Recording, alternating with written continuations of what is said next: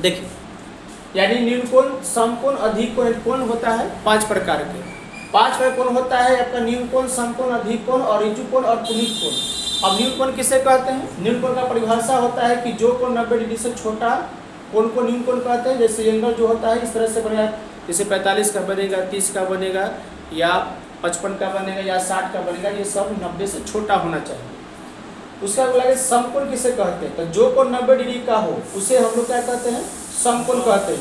तो ये 90 डिग्री का कोण जो है ये आपको सीधा होना चाहिए। एंगल सीधा का मतलब इस तरीका से जो है इस तरह से होना चाहिए आपको सीधा एंगल। तो ये आपका 90 डिग्री हो गया, यानी कोण ए ओ और ये बी।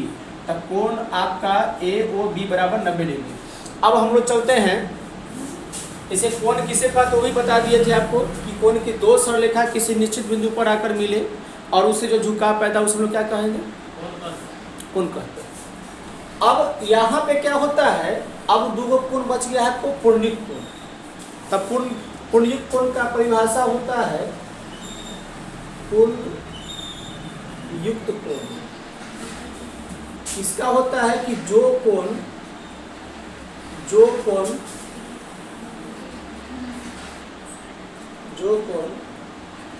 180 डिग्री से बड़ा तथा 360 डिग्री से छोटा कोण को पूर्णयुक्त कोण कहते हैं। पूर्णयुक्त कोण कहते हैं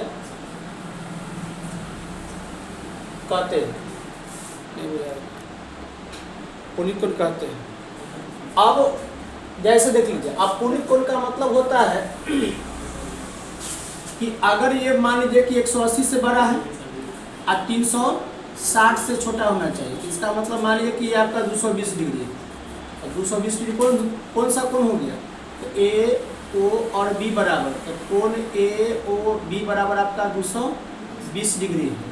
तो आपको ये जो एंगल बुझा रहा है, ये आपको जो एंगल यहाँ से यहाँ दिखाई दे रहा है आपका 180 डिग्री का होगा। और ये जो एंगल जो बन रहा है यहाँ से इस तरीके से झुकेगा नीचे की ओर, तो 200 के पास 180 से छोटा है, 180 से बड़ा है लेकिन 360 से छोटा कोण को हम लोग कहेंगे पूर्णयुक्त कोण। अब आते हैं हम लोग ऋजु कोण किसे कहते हैं?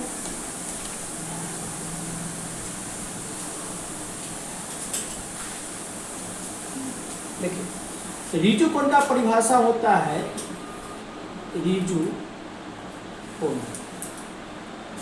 तो ऋजु कोण का परिभाषा होता है कि जो कोण 180 डिग्री का हो उसे ऋजु कोण कहते हैं। ऋजु कोण कहते हैं। जैसे ये आपका इस प्रकार से है, ये हो गया आपका 180 डिग्री। तो ए ओ ए बी ओ, कोण ए ओ बी बराबर कितना हो जाएगा? 180 डिग्री।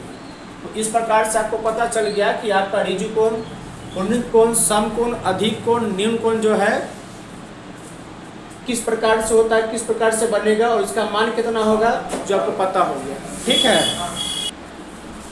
उसके बाद आता है आपका अधिक कोण। अधिक कोण इसका परिभाषा होता है कि जो कोण 90 डिग्री से बड़ा परंतु 180 डिग्री से छोटा कोण को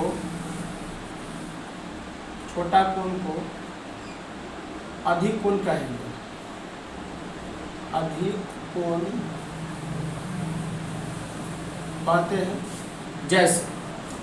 जैसे की बात करें कि 180 डिग्री का मतलब 180 90 से बड़ा हो लेकिन 180 से छोटा कोण को हम लोग कहेंगे अधिक कोण।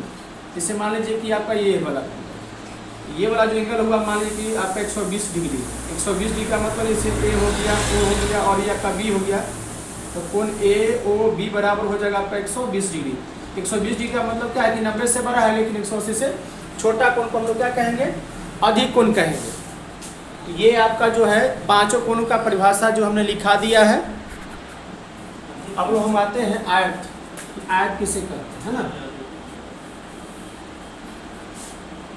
कि आयत जो है ये आयत किसे कहते हैं, आयत किसे कहते हैं? इसका परिभाषा होता है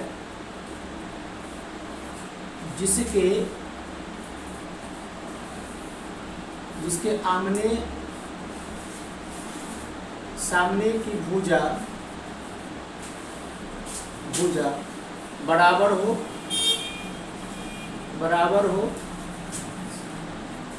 तथा सभी कोण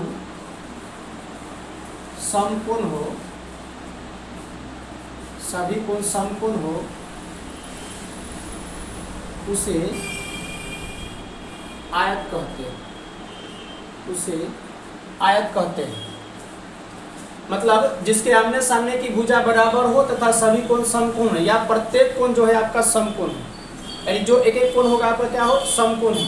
जैसे अगर बताएं जैसे में क्या होगा, तो इस प्रकार से जो होगा ये आयत बन गया, ये आयत हो गया।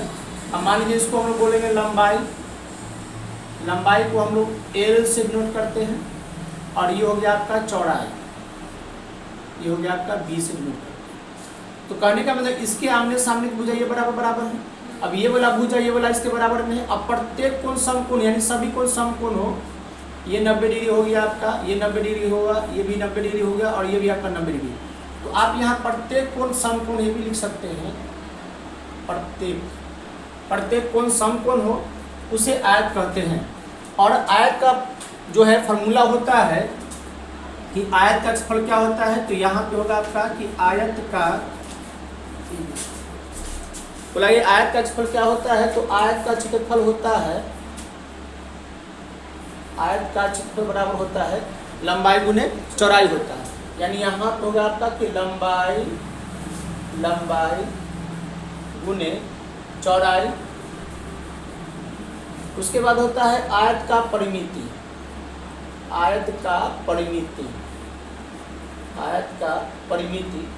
परिमिति देखिए लंबाई यानी इसका लंबाई गुने आपका चौड़ाई, लंबाई गुने चौड़ाई आपका एरिया होता है, इसको बोलते हैं क्षेत्रफल, ये आपका क्षेत्रफल है। परिमिति का मतलब है कि अगर परिमिति या परिमाप है ना सेम बराबर हो होता है कि अगर ये कोना से हम चलना स्टार्ट करेंगे, यहाँ से चलेंगे, फिर यहाँ पूरे कोना को मतलब यहाँ से शुरू किए और पूरे एक चक्कर पूरा लगा लिए, तो ये हो गया परिमिति या परिमाप या परिक्रमा।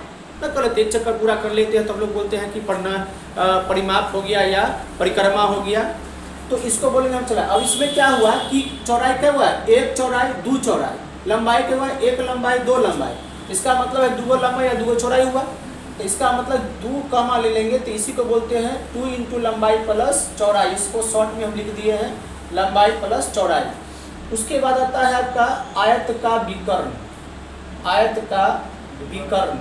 तो आयत का विकर्ण होता है कि रूट अंडर, अब यहाँ से जो ये एंगल यहाँ तक खिंचाएगा ये वाला, इसको हम लोग बोलते हैं विकर्ण। और भुजा की सबसे लंबा भुजा जो होता है आपका विकर्ण ही होता है। तो विकर्ण होता है लंबाई स्क्वायर प्लस चौड़ाई स्क्वायर, यानी लंबाई रूट अंडर लंबाई स्क्वायर प्लस चौड़ाई स्क्वायर। उसके बाद अगर मान लीजिए कि आयत की चौड़ाई बराबर बोलेगा कि आयत की चौड़ाई बराबर, तो आयत की चौड़ाई बराबर होता है आपका क्षेत्रफल बट्टा जो है लंबाई हो जाएगा, क्षेत्र बट्टा लंबाई। अगर आयत का बोलता है कि आयत का जो है चौड़ाई बराबर क्या होता है, तो यहाँ पे होता है आपका क्षेत्रफल बट्टा जो है आपका लंबाई हो जाता है। क्षेत्रफल बट्टा जो है चौड़ाई, तो लंबाई का लंबाई बराबर हो जाता है आपका क्षेत्रफल बट्टा आपका चौड़ाई हो जाता है। तो आपने देखा है कि आयत किसे कहते हैं, जिसके आमने सामने की भुजा बराबर हो, प्रत्येक कोण समकोण हो, तो उसे हम लोग आयत कहते हैं। आयत का फिगर इस तरह से बनेगा। अब इसके वाला भुजा इसके बराबर में है, इसके वाला भुजा इसके बराबर, तो इसको बोलते हैं हम लोग लंबाई, और इसको हम लोग बोलेंगे आपको चौड़ाई। तो इस प्रकार से आपको जो पता हो गया आयत का क्षेत्रफल होता है लंबाई गुने चौड़ाई, आयत की परिमिति होता है 2 इंटू लंबाई प्लस चौड़ाई, और इसके बाद आयत का विकर्ण होता है रूट अंडर लंबाई स्क्वायर प्लस चौड़ाई। आयत की चौड़ाई बराबर होता है क्षेत्रफल बट्टा लंबाई, और आयत का जो है लंबाई बराबर क्षेत्रफल बट्टा चौड़ाई होता है। तो इस प्रकार से आप लोग आयत की परिभाषा और आयत का जो है क्षेत्रफल जो होता है सूत्र होता है, आपको जानकारी मिल गया। क्वेश्चन है यदि आयत की लंबाई, यदि आयत की लंबाई 40 मीटर तथा चौड़ाई 30 मीटर है, तो आयत का क्षेत्रफल ज्ञात करें। तो आयत का क्षेत्रफल ज्ञात करें।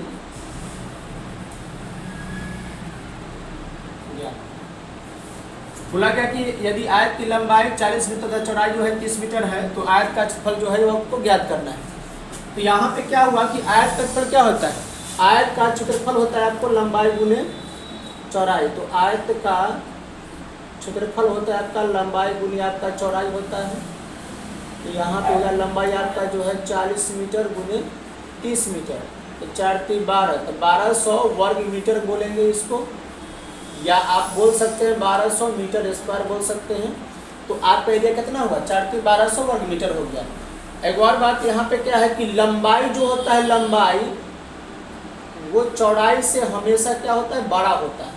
यानी लंबाई हमेशा चौड़ाई से बड़ा होगा, तब ये आपका आयत बनेगा, और नहीं तो नहीं बनेगा। इसलिए याद रखिएगा कि लंबाई हमेशा चौड़ाई से बड़ा होता है। इसलिए 40 आपका लंबाई और चौड़ाई 30 मीटर है। इस प्रकार से आपको एरिया पता होगा।